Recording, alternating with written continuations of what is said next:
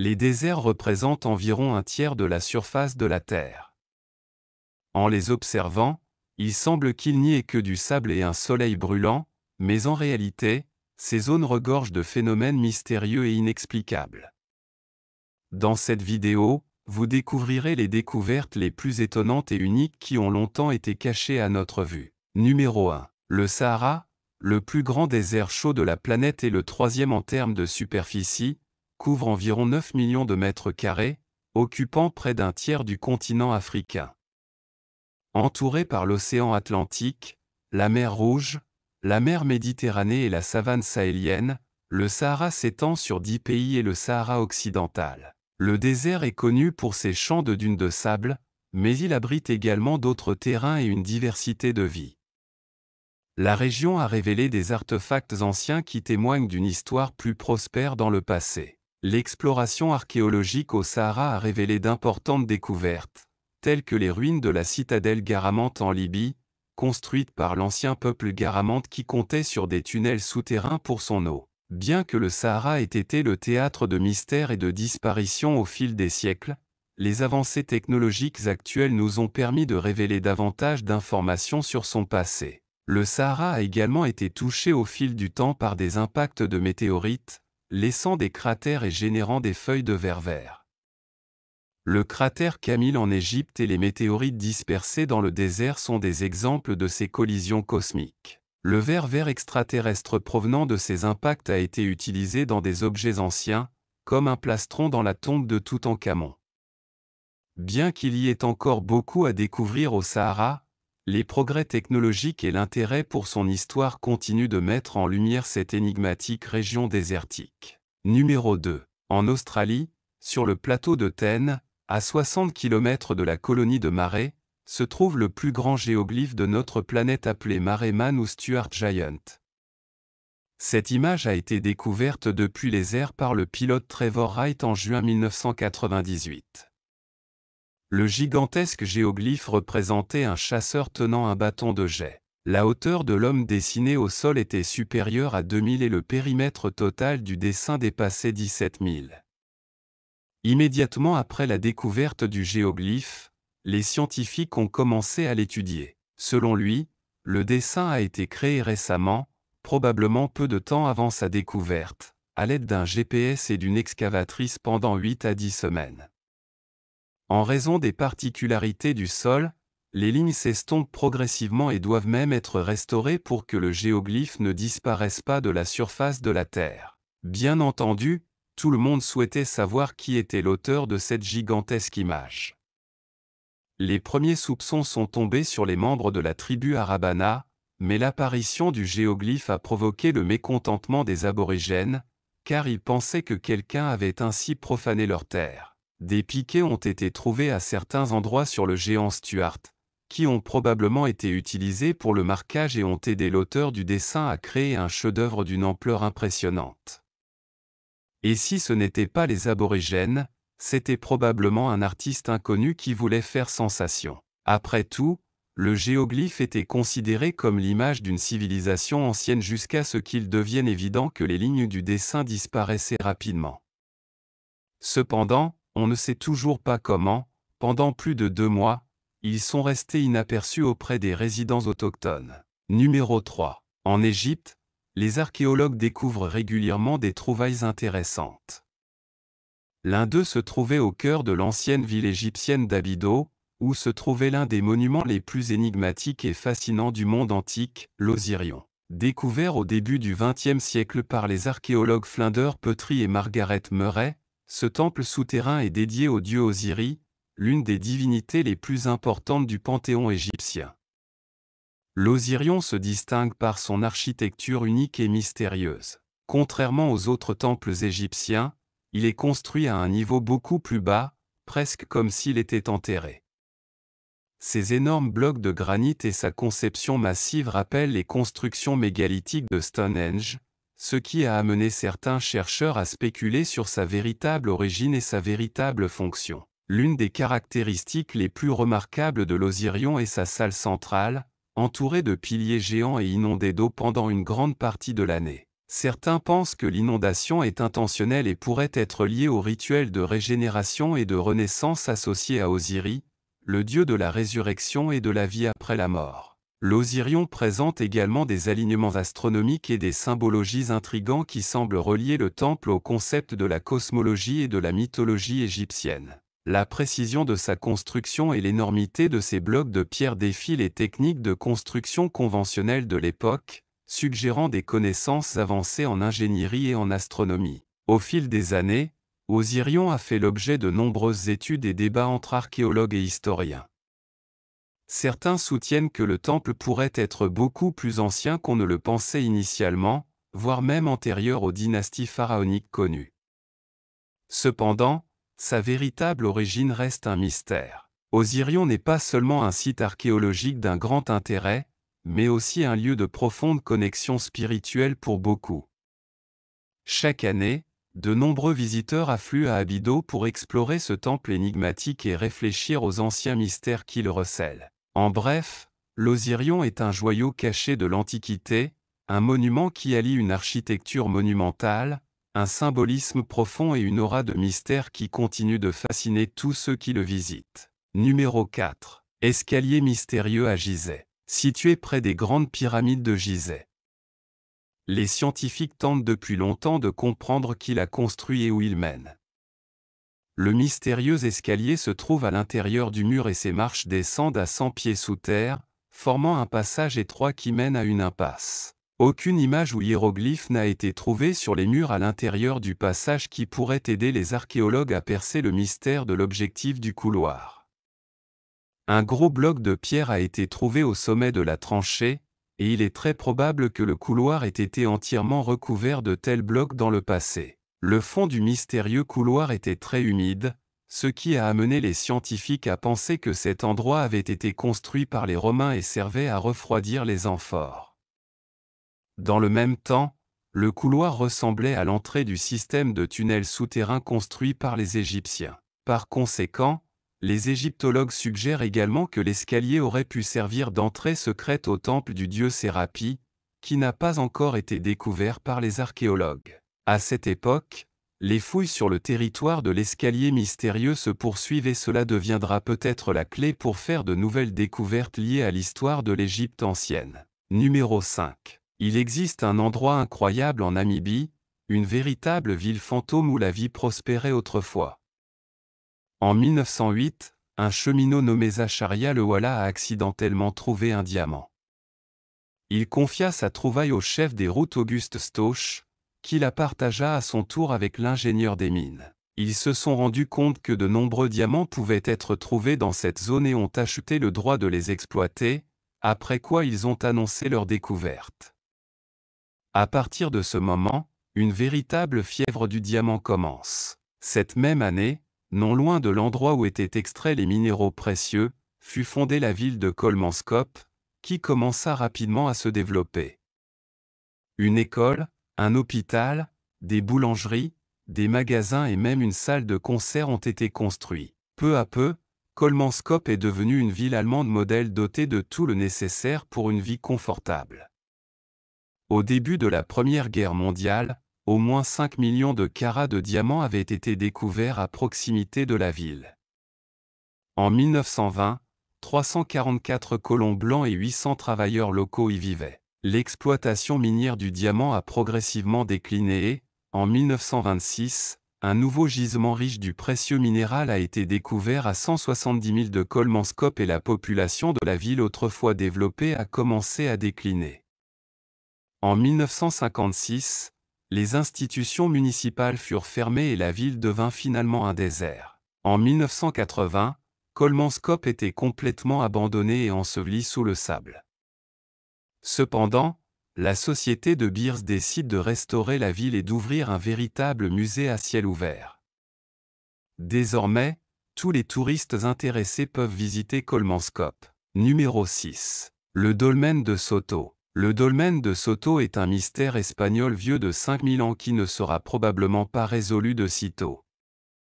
Il existe environ 200 sites funéraires rituels de l'ère néolithique dans la province espagnole de Huelva, mais aucun n'est aussi magnifique que cette incroyable structure souterraine. Le nom dolmen de Soto vient d'Armando de Soto Moria, qui a découvert l'énorme tombe à couloir alors qu'il tentait de construire une nouvelle maison sur ses terres en Andalousie en 1922. Le grand archéologue allemand Hugo Obermeyer a été convoqué sur le site pour fouiller et a trouvé 8 ensembles de restes humains enterrés en position fétale, entourés d'objets funéraires. Les objets comprennent des coupes, des poignards et des fossiles marins. Enterrer des personnes avec des fossiles marins est une pratique inhabituelle qui n'a jamais été observée en Espagne auparavant et dont la signification est inconnue. Tout aussi mystérieuses sont les 43 pierres dressées entourant le dolmen, chacune étant recouverte de gravures représentant des couteaux, des tasses, des figures humaines et des formes abstraites. 100 ans après la découverte, nous ne savons toujours rien de qui a été enterré ici ni de la signification des symboles soigneusement gravés par rapport aux sépultures. Numéro 7. Iconographie religieuse. Ces miniatures sculptées dans les tourbières sont incroyablement sophistiquées. Seules 135 sculptures, parfois aussi appelées noix de prière, ont été trouvées, toutes réalisées entre 1500 et 1530 aux Pays-Bas. Cela suggère qu'il pourrait avoir été l'œuvre d'une seule personne. Les petits autels sont reliés par des perforations si petites que les joints sont complètement cachés. Nous n'avons pu déterminer comment ils ont été assemblés qu'à l'aide de rayons X et de microscopes. Mais le fait que nous ayons besoin d'une technologie aussi avancée pour déterminer comment ils ont été fabriqués soulève la question de savoir comment quelqu'un aurait pu les assembler sans utiliser une telle technologie en premier lieu. Les épingles qui maintiennent tout en place sont plus petites qu'une graine de gazon. L'œil humain est incapable de les voir, alors comment des mains humaines pourraient-elles les déplacer avec une telle précision? Quelqu'un aux Pays-Bas cachait-il un vieil appareil à rayons X? La seule autre explication est que la personne qui les a fabriqués était si incroyablement myope qu'elle aurait été presque aveugle à tout ce qui se trouvait à plus de 30 cm de son visage. Numéro 8. Le mystère de Baalbek. L'ensemble du site de Baalbek au Liban est à la fois une merveille et un mystère archéologique. Mais ce sont les pierres mégalithiques taillées dans la carrière qui nous livrent le plus grand mystère de tous.